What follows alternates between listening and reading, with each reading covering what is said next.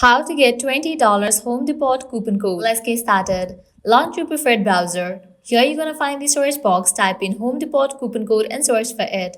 Different website links will appear. Navigate to this one website, groupon.com, open it. Once you're in the website, you're gonna find amazing offers and deals for Home Depot. Just scroll and check out the offers: 35% off, 20% off, $5 off, and many more. Head towards any of the offer that you wanna grab, just click on the offer. You're gonna get the code for it. Now I can copy the code, then you can click on shop now. You will be directed to the official website of Home Depot. Then you can log into your account, make your purchase and proceed to checkout. While in the checkout page, you're gonna find this section of code. Over there, type in your code and confirm your purchase. With that, you'll get the discount. Likewise, you can head back. You can also try out other offers, as in this website, you're gonna find amazing offers and deals for Home Depot. Likewise, head back.